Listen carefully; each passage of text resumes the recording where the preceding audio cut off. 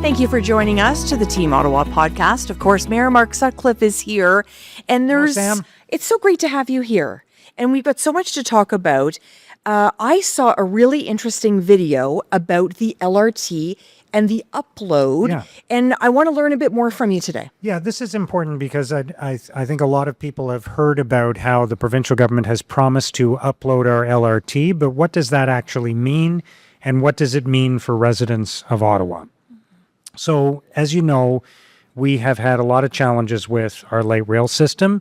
Decisions that were made long before I became mayor or this term of council started have led to a series of challenges, and we're dealing with those challenges right now, and we're doing our best. But when light rail was launched in Ottawa, we didn't get the same deal as other municipalities in Ontario. So to begin with, in Toronto, Hamilton, Mississauga, Brampton, the cities in the GTA, the local municipality pays about 5% of the cost of building light rail lines. Here in Ottawa, we've paid about 55% of the cost. So we didn't get the same deal. Local taxpayers had to pay way more than in other municipalities. That just isn't fair. The upload will restore that fairness. We will transfer our LRT system to the provincial government. They will own it and maintain it. They will pay the cost of owning it and maintaining it and building future service to areas like Canada, Stittsville, and Barrhaven, which have been waiting a long time for light rail and deserve it just like everybody else. So that's a much better deal for Ottawa. The other important part of this is we will get solutions to our challenges much faster by working with the provincial government. So Ottawa is a small player in the global world of transportation and transit infrastructure. We're a city of 1 million people. We're a big city in Canada, but we're not a big city in terms of the many, many cities that are doing light rail projects all over the world. So we don't have a lot of leverage with these multinational, multi-billion-dollar corporations that are delivering the light rail product to us. Metrolinx, the provincial agency that oversees all of the public transit and other provincial transit projects in the GTA and throughout the province, they have much more leverage. They have much more expertise. They're a much larger organization. They have these wonderful people in place who can solve these problems, and they can apply that leverage to the contractors and get things fixed faster. So we'll deal with our issues faster if the LRT is owned by Metrolinx. And, it's just a better deal for Ottawa residents. The decisions will still be made locally. We'll still run the service. We will still make the decisions about the frequency. We'll still hire the operators, hire the staff, but the asset will be owned by the provincial government. We will get a whole bunch of money that we'll be able to reinvest in public transit. It comes out to about $4 billion in total. $85 million a year that we can reinvest in better service, more reliable service for our residents. So this is a huge opportunity for our city. It's a great deal for the transit users of Ottawa and the taxpayers of Ottawa. So we're going to continue to move this deal forward in the coming weeks and months. And I encourage everyone to head to your social media. You have that beautiful little synopsis of what you just described as well. I like the visuals as well, which is really helpful. So thank you so much for sharing that today, Mayor Sutcliffe. When we think about Ottawa, we tend to think about the federal government and we think about tourism, but being a global defense hub, the entire region, it's an exciting time. Yeah, as you know, Sam, the federal government is increasing its spending on defense and cybersecurity. It's a massive investment that they're making, and Ottawa is extremely well positioned to contribute to this effort and to capitalize on that investment. We're working closely with the city of Gatineau. Mayor Maude Marquis-Bissonnette and I are working very, very closely together to promote the interests of our entire economic region. When we work together as Ottawa-Gatineau, we're able to do a lot more. So that partnership is vitally important. There are more than 300 defense technology and cybersecurity companies in Ottawa. We're bidding, like other cities, to be the host of this global bank for defense called the DSRB, the Defense Security and Resilience Bank. We're trying to attract investment to the city.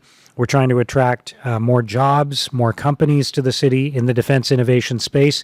Ottawa-Gatineau is Canada's defense innovation hub.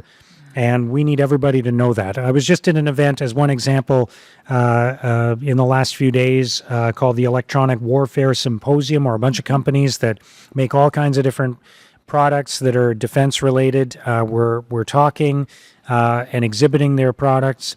The president of Finland was just in Canada talking about some of these issues. I was at an event that he was speaking at. So there's a lot going on, and we're going to make sure we're well positioned to capitalize on some of these opportunities and create more jobs in Ottawa. Fantastic. We've talked a lot about it, the serious business of being a mayor.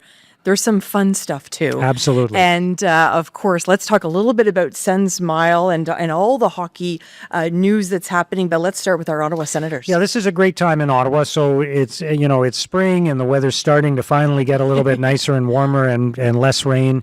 And by the way, I'm keeping an eye on what's happening with the potential for flooding throughout our city. We need to be mindful that there are a number of people who live close to the river who are worried about rising water levels. We're keeping an eye on that. We'll be ready for that.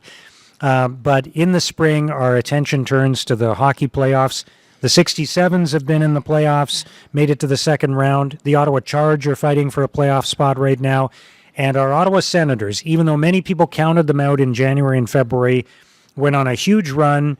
They've been one of the best teams in the NHL over the last couple of months, and they made the playoffs. They're playing Carolina in the first round, and we raised the Senators' flag at City Hall.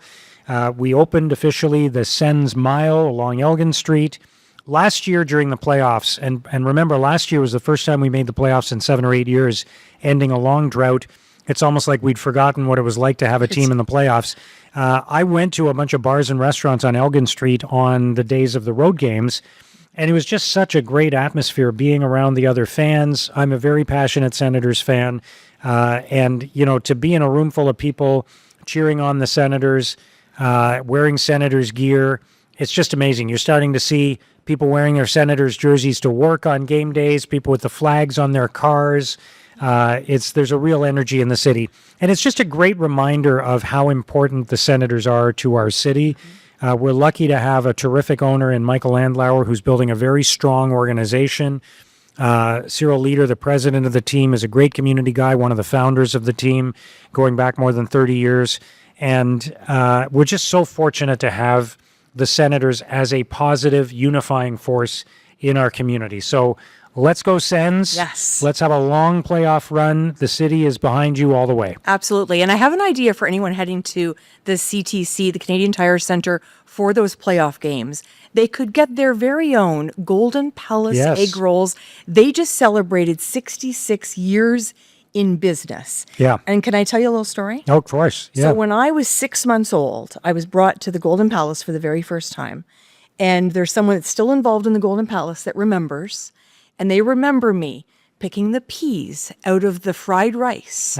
And when I walk into the Golden Palace, even today, it's like Norm walking into Cheers. Right. I know all of them. They're such a beautiful business and celebrating recently. Congratulations to them. Like you, I've been going there almost my whole life. They're very close to where I grew up in McKellar Park. And for my family, as you know, my mother is part Chinese, and we would go to the Golden Palace for birthdays and anniversaries and all the major celebrations. This is going back to when I was, I'm going to say it's going back almost 45, 50 years to when I was a kid. And big part of our lives, big part of the community, and the egg rolls are everywhere now.